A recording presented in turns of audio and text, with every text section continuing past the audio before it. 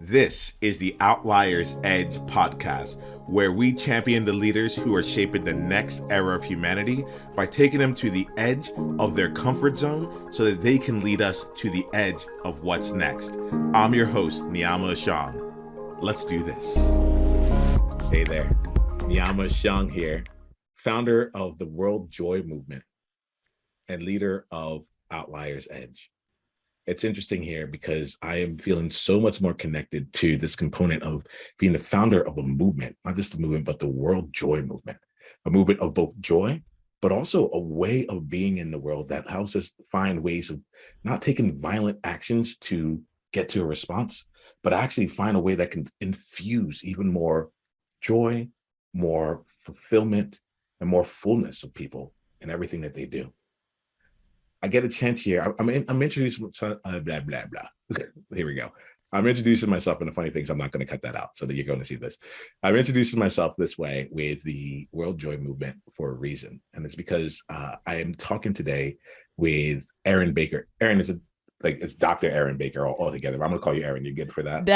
Absolutely. I Okay. get so uncomfortable when people insist on using my doctor title when we're friends. All right, cool. So I was like, I am sitting here officially with Dr. Erin Baker, and we will be in conversation together. And Erin has recently written a phenomenal book called Joyful AF. It's the tagline. The essential business strategy we're afraid to put first. Yes, Joyful AF, the essential business strategy we're afraid to put first. And in reading that book, it reminded me of who I am. It reminded me of the importance of standing for something more than what most people are talking about, even if most people don't get what it is that you're talking about in the moment. And so today, we don't know where this conversation is going to go, but I can tell you one thing, Erin and I aligned. What we know is that this is going to be a joyful conversation. And that will be imbued all the way through. And we'll keep playing and make sure that you'll get a chance to actually experience it and not just hear the theory, but see it in application, right? Erin, I'm really glad to be in space with you. I'm so excited for this conversation overall. Me too. I mean, there's nobody more joyful that I know than Niiamah Ashong, and we'll talk about this, but your experience, my experience of you as a joyful person was such an inspiration for how this book came about. I am excited to talk about it. I'm really excited here. I think I got to call out something here, which is that I love to start off these conversations with letting you know who you are to me. That's how I like to bring people in, and it reminds me because I don't know, we can just jump in and just me and you can just pick up and go. But I really want to remember who you are and make sure I'm talking to you. So in this moment, I don't have anything planned on this year, but in this moment, I'm rolling up in here, Erin. This is really good. So, Erin, as I look at you in this moment right now, my mind is flooded with different images, and the images of someone who has brought play as well as brought power and called truth to power in meaningful ways all throughout our experience of knowing each other. I remember running around San Diego looking to playing with a red paperclip. But I also remember you talking to someone that we both know and respect, and letting them know this is the truth right now for me. This is what feels good. This is what has hurt. This is where I am disappointed, and so forth. And I there was an entire experience that was set out, but my experience was forever uplifted because you chose to stand in your truth and do you in that and do you fully. And when I think about you, it's not just those moments, but those moments are just fantastic examples of the way that you choose to play all out in life. I have not known you to be someone that dips around the edges and just stays on the edge for long. It's you might enjoy putting your toes in, and then you go in, and when you go in, it is unapologetic. It is experimental. That's one thing that I think is so cool about you. I'm all in, and then when you're not, there's no apologies. You're this is what I learned from it. This is the data that I gained, so on and so forth. As someone who constantly was thinking about how will the world see me? I'm a master of everything. What if I come and I change and I switch things up here? Erin, you've been like someone that has been a bright star for me. And Mm. I really, really, really appreciate you. You're someone that I look to when I'm feeling stagnant, and I can see you out in the world, and it does something for me to just like light me up once again and find another way of choosing to be in alignment with me and being out in the world. You're phenomenal. You're amazing, and like you're at like what it really is. It's like I adore you. So I'm glad that you're on this conversation with me. Like I'm really excited for wherever this goes to. Well, I will tell you that I am working actively on receiving how other people see me. And so thank you for this really powerful reflection, because it's so easy, I think, for so many of us to lose sight of how we show up in the world, because we're in our skin all day every day, and to think that the way we show up is, maybe people see us, maybe not, but um I I really in particular want to say, speaking that truth to power piece that you said unapologetically has been one of the biggest edges for me in my life. And I was not always that way.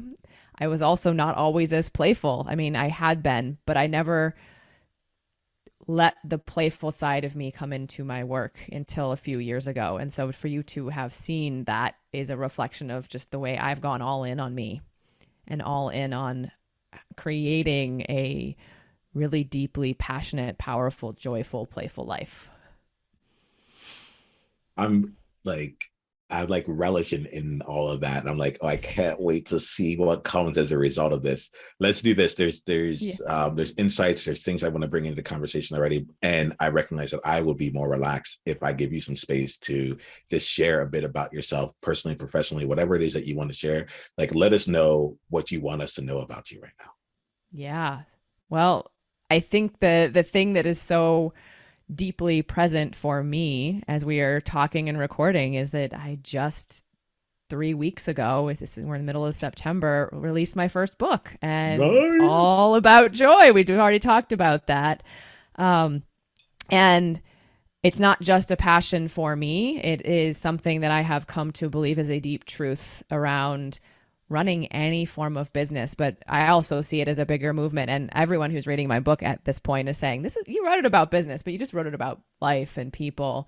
And I see so many people chasing happiness, which is not joy, chasing success metrics, external things, and losing connection to themselves, losing connection to what's important, losing alignment. And so my really big, I don't have it, I wouldn't call it a mission in the sense that I have it articulated very well, but I want to help every single person have joy in everything they do. And specifically, I work with a lot of entrepreneurs because I can't tell you how many entrepreneurs start a business for joy, and that's the first thing that gets deprioritized. And then they get more and more successful, and they just can't find a way back to joy. And so that's my big passion, is to help every entrepreneur out there find a way to be in their joy. And when they're in their joy, that's when the real success comes. Whatever that success is, whether it's making an impact or, some people still want to make money or whatever, chase your joy and the success will come. And let's find what is joy to you. So this is great for me. Like as we play, I'll be talking to you. Sometimes I'll pop out and talk to others. Mm-hmm. One of the things here, so I've been reading your book, like and one of the things I love already about this conversation is that like joy is like it's in the driver's seat with us. Like joy is in the conversation. And Mm-hmm. my invitation to anyone that's listening to this right now, just check in real quick. Take like a quick temperature check on like what is your capacity to receive the word joy in a conversation? How much like are you able to be in here with us in this conversation as we're talking about it? Because I think that it is more confronting than one might think. Like what are your thoughts on Yeah. that, Erin?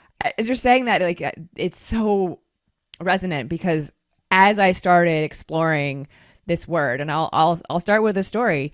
You've been talking about the World Joy Movement since I first met you, and I wrote about it in the book that you embody joy. And yet I thought that's not a word that applies to me. I certainly didn't think about it in the context of business. And it took me a whole long route of going through different business and book ideas before I landed on joy. And it turns out I wasn't the only one. As I started talking to other people, other friends and colleagues of ours, gosh, the automatic associations with joy were just so different than I had expected. Things like, well, joy feels like toxic positivity, or joy feels like something you can't have in business, or joy is a sabotager of success. And so I want to say, if there's a listener out there going, what the heck is this word? And what do you mean by it? Or having a negative association with it, I think it's pretty common. I think we have a fundamental misunderstanding as a human population about what joy is and Oh, the value of joy. Because like I said, I didn't think it had any, it wasn't in my vocabulary. yeah, like realistically, I love that here because I know what it's like to be dismissed for that word, right? Oh, Mm, and to be like, and you know, I spend my time with outliers, and a lot of us have like we have ideas, we have ways of approaching things that are just outside of the norm, right? And believe it or not, joy was one of that. I guess the thing is, you're like, I can't believe it because I can definitely believe it. I was probably one of those people that was like, Niiamah, whatever. whatever, but like I live on earth, and on earth like Right, joy comes exactly. later, right? Yeah. Right. And so I really, I would say this, I have a strong recommendation to like just go read Erin's book. I told you before I came on, I was like, oh, thank you, because like it articulates so much of what it is that I believe and what I've discovered around joy from a very holistic perspective. Like the reason I'm thanking you is because when I read the book, it didn't come off as you talk about toxic positivity. I love that term. You might explore that a little bit later on, but it also didn't come in like that, um that airy and, in my mind, clueless, like positivity or happiness, where people are just like, I'm just going to be joyful for the joyful, like I'm just going to be happy for happiness, like don't bring anything sad. Like why don't you, why won't you, why are you raining on our parade with that kind of attitude? And not everyone's able to capture the fullness of joy, and there are certain things that along the way that I was listening, I was like, okay, like I felt really proud, and I felt very aligned, where I'm like, Erin really just gets it. Like you can feel joy through sadness. Like they're not Mm-hmm. complete, like not they're Mm-hmm. not distinct in that way. Like you can Mm-hmm. have, I can be joyful and angry simultaneously, you know. Yes. And so like Yes. let's speak a little bit about that, because I think it's all like, firstly it's about like, let's make this practical for people, you Yeah. know. And Yeah. then we'll be in that exploration further with us. That's one of my favorite things to explore in terms of joy. And let me start before I go there into making a really important distinction. Joy and happiness are not the same thing. Mm, And happiness is, and even though you can go look at the dictionary, and sometimes the dictionary will say, joy and happiness are the same thing, or some psychology research would say the same thing. When it really boils down to it, is happiness is something that happens based on circumstance, right? You have a baby, you get a job promotion, you have a big life event, get married, whatever it is. It's usually something that happens external to you, and it has to be a positive thing, right? And it's usually a pretty fleeting thing for a lot of us, right? We chase that, I'm going to get that promotion. And we all know that 10 seconds after we got the promotion, we're looking around going like, okay, what now, what? Right? Joy comes from within. It doesn't need an external circumstance. And I will invite anyone who's listening right now to just think about the last time you felt joyful.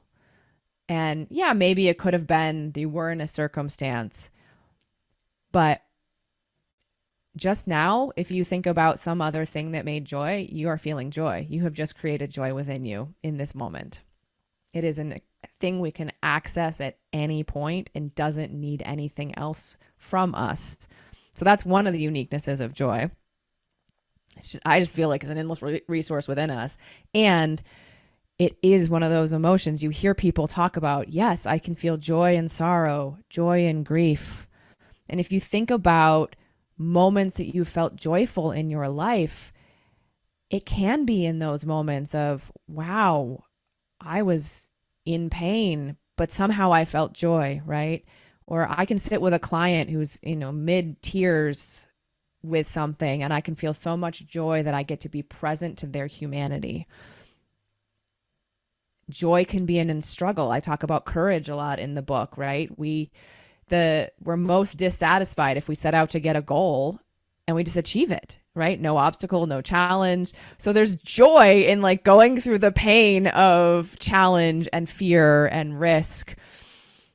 So there's this fullness. That's why I write joyful with Full. There's this fullness to the emotion of joy that is all about the full range of our human experience and allowing the full range and appreciating the full range of our human experience.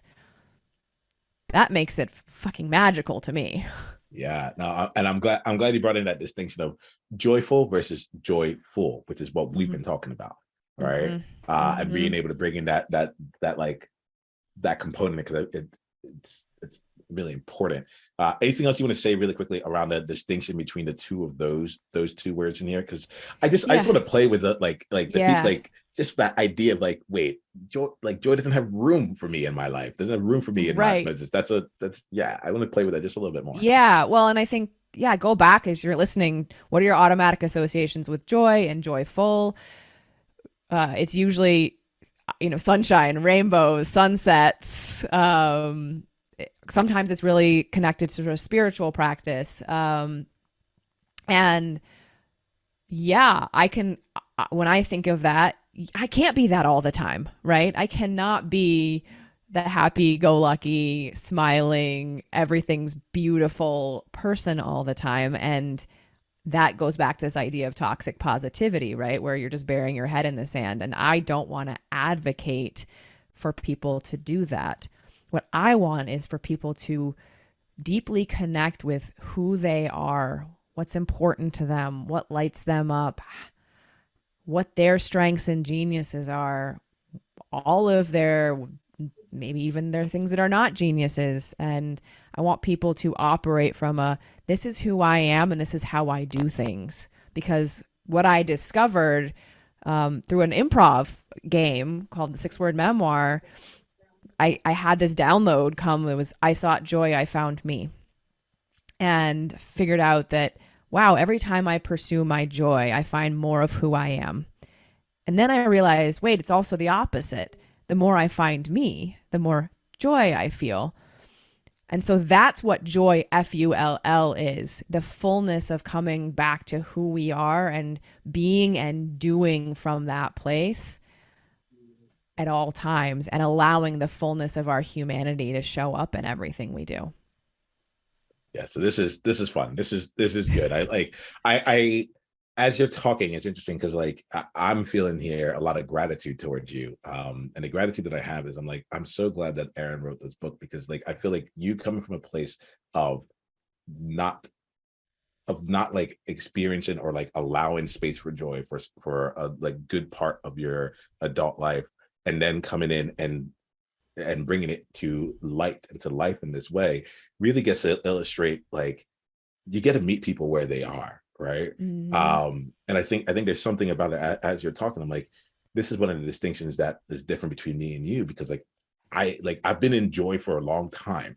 So like, so people come in, they're like, well, that's like not every, there's this complete component of like, you just have it. Either you, it's like almost like a binary. Either you got it or you Mm-hmm, don't. mm-hmm, Either you're mm-hmm. joyful or you're not, Right. and so like as I'm talking to you and I'm hearing you say these things, I'm like, and thinking back to like how like I've known you for a while, Yeah. so like to hear you articulate it in this way where it's just like for me they're truths.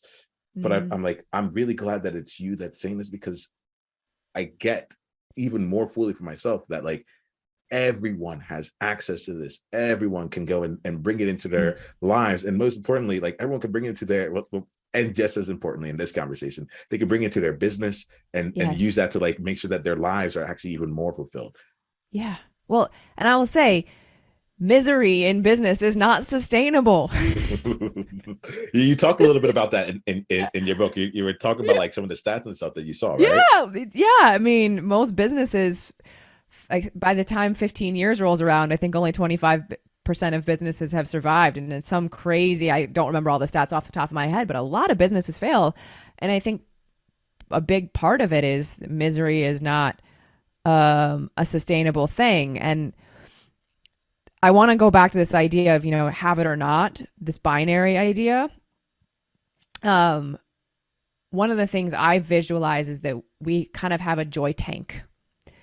And I'm drinking water as we're talking, so this is a good metaphor. A lot of people think, oh, well, it's more like a gas tank. So when I'm on empty, let me go fill up on joy, and then I'll drive around like a car. And I don't think our joy tank is like a gas tank. I think it's more like how we hydrate. So if you don't drink water for a really long time and then try to put a gallon of water in you, what are you going to do? You're going to puke, right? Your body can't handle it. The whole idea around hydration is to stay hydrated at all times, right? And you can obviously continue to top off, but that's how I see joy is like, how do you continually keep that tank full? And it's not like at some point you overflow the tank and the joy is spilling out and it's not useful. I actually see it as, oh, you're expanding your capacity for more joy. And what I see for you, Niiamah, is someone who, whether it was intentional or not, has built an incredible capacity for joy. It's a huge tank. And some people don't get it because they're just not familiar with someone who is that full of joy. I appreciate that, Erin.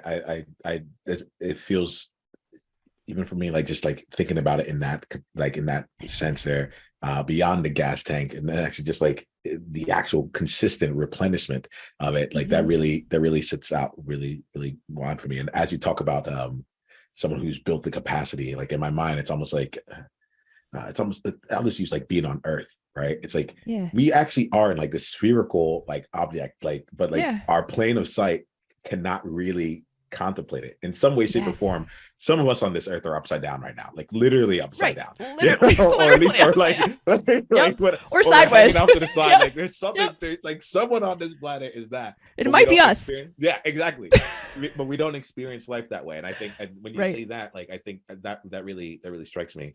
I had a Yeah. moment, one of the turning points of my life was I had a moment with was at an event, and someone came to me and I was asking questions, and essentially they came to me and they said like, dude, I don't think you know this, but like you are really intimidated. And Mm. I took offense to that. And so I was going around telling everyone else at the event, like, can you believe this person thought I was intimidated? And I'm really grateful because the one of the people there like just looked me in the eye and said, of course you are. Of course you're intimidated. You're one of the most intimidating people I know. I was like, what? And then he said this to me. He said, yeah, you're one of the most intimidating people I know. Even your joy is intimidating. And at that moment, I got it. I got that like there's a power. I got many things about intimidation. I got like about how that was out, like how people could see that. But I also started to really understand the power of joy. Like it is a Mm. scary thing as well. It is there's a lot to it. It's a Mm-hmm. powerful element, and sometimes Yeah. we'll try and find happiness instead, and it's a lot to hold. It's like it's. Yeah. Go ahead. What are you feeling as I say this Yeah, here? I mean, I'm in a completely different mind space, but one of the things I did not end up, I recorded a piece around trans joy because I'm non-binary, Nice. and I know there's a lot of things that we talk about. There's black joy, trans joy, and it's scary for other people, right? Black joy is something that's been scary to white supremacy culture, and trans joy is scary to cisgender heteronormative culture. And so when you're talking about it's a powerful intimidating thing, it's powerful and intimidating within us, and it's also a thing that is powerful and intimidating for others to experience because we haven't been taught or raised how to be in our joy, how to access our joy, and how to celebrate other people's joy. Okay, so we like there's Thank you for bringing it, because I wanted to make sure that I part of me wanted to talk about the power of joy. I love what you just brought in right now. I Mhm. might want to come play with that in a little bit. I also want to do something you talked about, like when you were like one of the conversations you recorded. And one of the things that I am really, really curious about, and I just want to like jam out with you, Mhm. is like the process behind it. Yeah. Like I have like my own like smell test. I'm just like, okay, yeah, this feels good, right? And very early in the book, you talk about like a process of writing the book, like that was not working for you, and then how then you got into something that was. So I want you to Yep. talk about that process a little bit, and Yep. then I just want to like dive into like Yeah. other ways of like Yeah. how we actually do joy in business in real Yeah. terms. Yeah, totally. So I had two thoughts when I really landed on joy. And I'll say I started off writing a book 2 years ago, and it was based on a podcast I was doing at the time, Life in the And I was getting bored. And so I was exploring, what do I really want to say in this book? What do I really want to write about? And it's a longer story that's less interesting for this conversation, but it took me another year before I got to joy. And then I realized two things. One is, if I'm going to write a book all about joy, it needs to be joyful AF to read, right? So that really shaped how I was writing things. And I'm a recovering academic. I, wrote a dissertation. So there was a lot to unlearn about how to write. And so that was a process. So number one, has to be joyful AF to read. Number two is, it has to be joyful AF for me to write. Like, how out of alignment and integrity would I be to write a book all about joy and not find my joy in the process? And it took a lot of dead ends. So once I realized I was writing a book about joy, I had a different book that was sort of in progress. And it took me a while to realize that I was constrained by that old book's structure.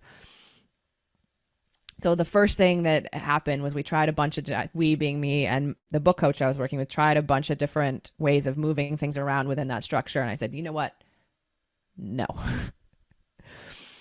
And I realized that one of my joys was to not have a predefined structure around what I was writing, because as I was thinking about this topic, there was just so much information and new stuff coming in that it was butting up against the container I had created. So the first thing I did is I said, okay, I'm going to write this.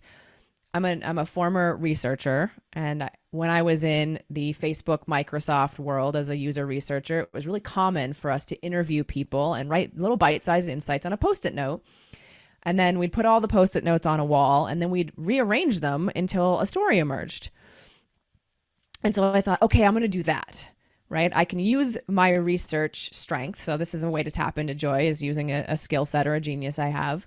I gave myself permission for a story not to emerge. What if it's just a book of post-it note insights? And that was terrifying in some ways, because that was going against everything I've seen books do. I've seen a couple of examples, but I thought, wow, this is going out on a limb, but this is the only way I'm going to have my joy. Then what happened was, as I was writing, I was noticing every time I opened Microsoft Word, I was losing my joy. And I didn't notice that that was what was the culprit until I started noticing, oh, when I go on an Instagram, things flow. And my book coach and I one day looked at a piece on toxic positivity that I'd wrote on Instagram, and had literally 30 minutes later tried to put into Microsoft Word. And you'd be blown away. It was punchy and me on Instagram, and in Word, it was my academic defending, going down into this whole positive psychology path. And that was when my coach said, well, we need to get you out of Word. So then it was, okay, well, I could write it in MailChimp, because I write in MailChimp, or I could write it in my notes app. And then it just dawned on us that one of my joys is conversation, and that when I talk, all the things about how to be a good writer that are blocking me just go away. So I ended up pulling out my phone and literally pacing around this office I'm in, recording little bite-sized things, voice to text, as little conversations, imagining I had another person on the end, and compiled them. And lo and behold, a story actually emerged, which was really interesting to me. And the book is full of conversations that were now edited and, cleaned up and, made sense of. But for the most part, I talked into my phone because that was my joy. Ah, that's how I feel like around that, Erin, Mm, because it's like I love that you came across this here, and thank you for like walking us through that process of getting there. mm, Because like realistically, I, like the for me is like I found a peer again, like that's like mm, that like mm, gets that like what you want at the end is a book, and the book is in the mm. written form. How you get to the book? Open, Right. like follow, like yeah, go ahead. And I will say, I had to confront all those beliefs that came up about what it meant to be a real writer. It also, as someone who has been writing my whole life and has done a PhD dissertation, all the am I a good writer beliefs came up. And it was I say this because what's in the way of our joy so often is the beliefs about how we're supposed to do things, right? A good writer sits down in Microsoft Word. uh, I've had a lot of different conversations about like writing versus authoring. I'm very Mm-hmm. clear about this, Erin. Like I'm. You said earlier, like I'm just launching my first book, and I was like, I'm so glad that like Erin called out like the firstness of it, right? Yep. That's one. Yep. Yep. Uh, but two, like I'm very clear that for me, every conversation that I have is like at some point there will be someone that comes across my world who's going to be able to listen to this, transcribe it, edit it, do all the things that you just talked about, Mm-hmm. and we'll sit together and we'll come up with a flow and be like, oh, actually, it turns out that you have 7 books here. Great, Mm-hmm. write them all. Yep. Like I'm gonna Exactly. go work on the next 7. Just like get them written. Yep. It's my thoughts, it's my things out here. Get it out Yes. into the world. And so I Yeah. really just love that part of you just giving yourself not just the permission but the freedom and leaning in. No, Yeah. this is the other part. Sorry, I got to put this in here because this is why I couldn't put your book down, and this is why like I told you I had some notes on what it is. But like there were some things that you said, and I'm like, oh yeah, I like that. Oh yeah, that's it. Oh, that's what the thing that's in my mind. That's how they articulate. Mm-hmm. But there are other things you said that just like sparked something in me, and what got me was like how you created was so powerful. What got like I said earlier, you go all in. My Mm. friend, you went all in on joy. You're like, nah, it's not for me. I'm good. I'm good. Hey, by the way, I'm interviewing everyone about this. I'm talking about it. By the way, like I'm making a book about this here. Like it was, I literally Yeah. I looked at it. I was like, I think maybe I'm only like 8 out of 10 on Outliers right now. Like, what would it be? What would it look like to really go all in on this to Mm-hmm. make this like everything? And so Yeah. like I read that, and there's things that are shifting in my business right now to like help me go and say like I love Outliers, but I'm not treating them like I love them. I treat them like I Mm. like them. And Mm. there's an element that showed up just from seeing and hearing your process of this year that just like Yeah. made me realize in my business I'm going there's joy, and right now I'm in the place where I'm good, content, and happy. I'm in line, Yeah. but I haven't gone for the joyful stuff right now. So Yeah. I gotta put that into the space. What's coming up for you when I say that? Yeah. I love what you're saying here because this was an interesting way I got to all in on joy. I wasn't willing to write a book that I wasn't going to be all in on for years. And it took me 2 years to get to this book because I wasn't willing. Life in the end wasn't it.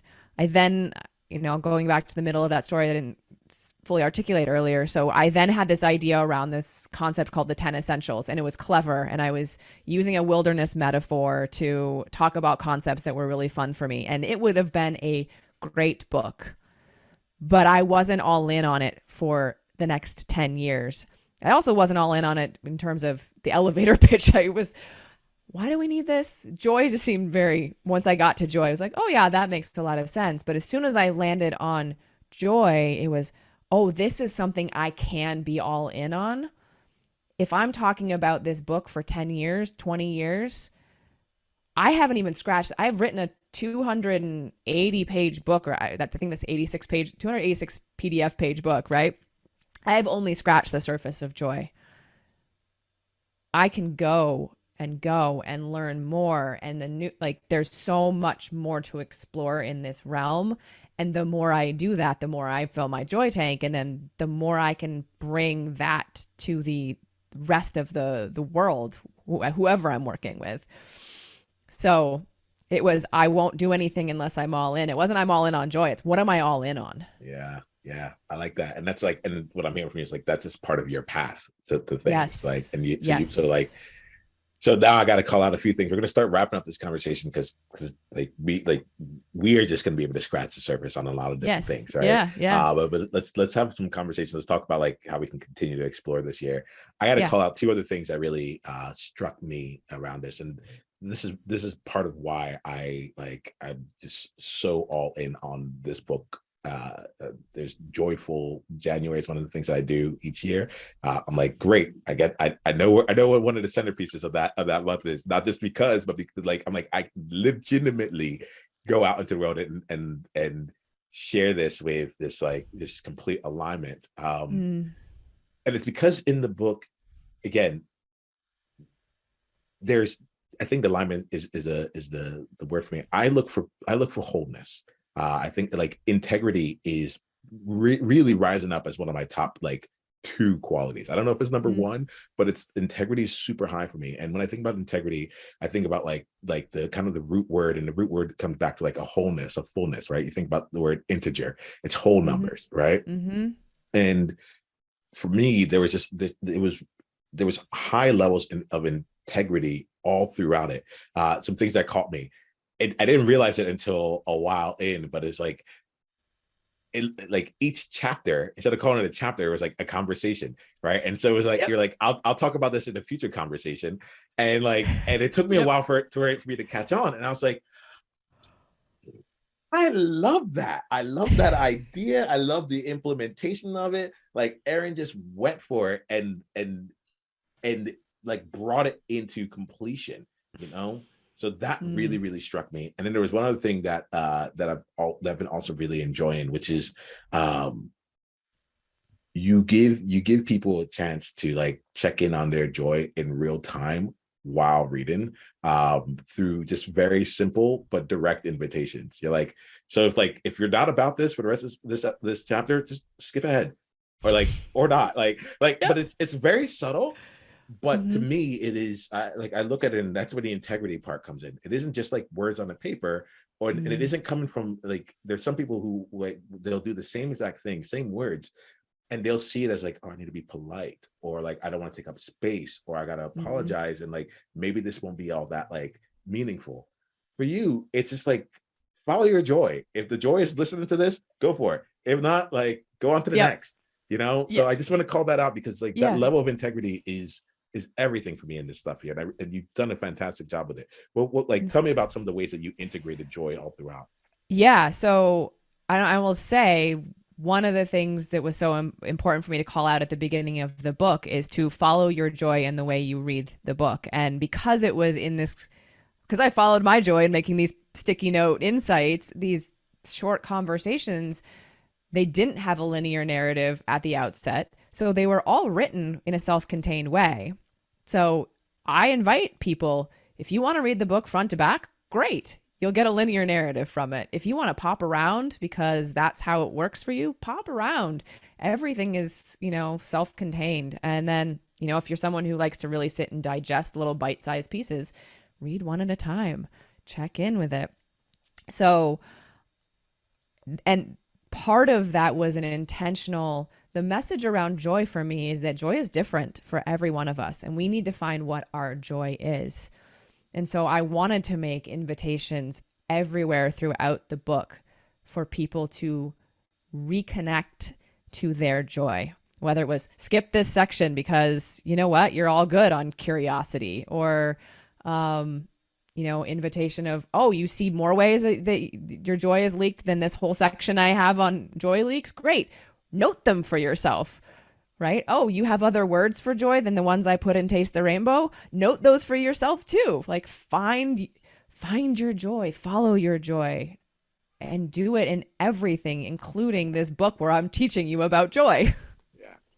That's it. That's it. That's Erin. I'm gonna wonder, like, bring us to a completion in this conversation around that there, because it is it's the reason why I feel like I could be in integrity from the way that other people look at that word, right? Mm-hmm. Because there are too many people who have played this game and choose to do it in a way that is out of alignment with what it is that they're teaching, right? I'm a Mm-hmm. very meta person, and Mm-hmm. generally speaking, it's part of the reason why I'm so successful in the things that I do, because I'm like, I get how you're doing what you're doing, even if Mm-hmm. you know what you're doing. I get Mm-hmm. how you're doing it, and if how you're doing it doesn't give you the Yeah. what, like, there's so many different ways to get to the end, you know. Yes. So how you do it to me is the important thing. Business, there's so many ways to do business, you know. You can do it the miserable way. There's a lot of people who made a lot of money doing it miserably, Mm-hmm. and there's a lot of people who've like also done it with a lot of joy, a lot of fulfillment, all that. You Oh can yeah. choose. Hey, if you want misery, there are tons of books out there on that. You Yep. know, there are tons of Yep. people who will help you create a miserable life because they have created a miserable life. You Yep. know, but if you're looking for someone a pathway to do it in a way that like can be full of joy, a pathway that Yeah. has been that's been done by someone who is integrated in there and continues to find ways to keep integrating it, like, then go out and read Joyful AF immediately. And then, like, Yeah. however you choose to read it, you know, Yeah. but like, make that happen. Yeah. And I will say, if there's any one thing I want a reader to take away, I'm Yes. not handing you a map to joy. I'm giving you all the tools to develop your own map, your own path to joy. Read it from that perspective. See, that's what I'm talking about. Like, this is someone who knows. This Yeah. is someone who gets it. That who is this? Like that's it. That's all Yeah. right. So, like, Erin, we will play with this in so many different ways. What I like to Yep. do here is, for anyone that wants to continue the conversation, anyone that wants to like be in your world, that like is like, I really want to bring in, like, explore and like find more ways to be joyful AF and to bring it into my business and to my life and beyond. Like, Yep. what's the way that they can go about continuing that with you? Yeah. So the first thing, we've talked about this book ad nauseum at this point. Go read it, right? Read So it. it's available on Amazon, and make sure you type in Joyful Full to find me. But there's a Kindle version, and there's also paper and hardback. I would say the other two main ways. One, you can go to my website. I do a weekly newsletter, mostly weekly, sometimes a little more often, sometimes a little less often, because I follow my joy on that. Yeah. But I like conversation, right? So this whole book is conversations. I invite people to send me a DM on Instagram. Find me at Dr. Erin M. Baker. Tell me something that is, tripping you up in your joy. Let's have a conversation about, maybe I can give you some flash insights or flash coaching on how to infuse more joy into your world. I'd much rather do that than have some sort of nebulous, oh, there might be a person out there. Come find me. I like to have conversation. I love that. You're like, and this is where I'm at, you know? Like, Yeah, that's yeah. my joy. I'm going to tell you, Yeah. my joy is conversation, and the more I can have that, the better. So don't be a stranger. Don't be shy. Lovely, lovely. All right, Erin. And the last question I'm going to ask you here is the way I like to complete my conversations, and uh, I've come to call it the time capsule question, right? So right now we're having this conversation in September of 2022, and you, Erin, are coming with this with all the wisdom that you've had in your life up until this moment, right? Mm, At a later date, there may be a you that's taken on some things that might need to remember something that is absolutely clear to you in this moment. What is the message that you would leave to your future self about, like, that is super true, super wise, super real? That's really what it is for you right now. All right. And I mm, would actually like frame this to like talk to your future self, and then yeah, just know that we'll leave this here as a time capsule. yeah. So Erin, Dr. Erin, because we'll go there. Um, Remember that part of your joy is to slow down and enjoy when you've achieved something. In this moment of spending 2 years doing the hardest thing you've ever done, it's really tempting to say, what's next? That's chasing happiness, not chasing joy. Enjoy every moment of celebration, every moment of accomplishment. Let it soak in before you turn your eyes towards the next big thing. And there we have it. All right. Erin, it's been an absolute pleasure. I'm looking forward to all the conversations we have from here. Thank you for Yep, being me you. too. Thank you for bringing it to life. Thank you, Niiamah. We're just getting started. Take 10 seconds to think about your greatest insight from today's conversation. And if you're ready to go and bring this to a deeper, more applicable level for you, come and join us in an upcoming masterclass. Go to outliersedge.com/masterclass to be coached live and to bring your aspirations, your goals, and your challenges and have them handled in real time. This is high flame, high impact, high transformation. Go to outliersedge.com/masterclass and come experience your next level of leadership.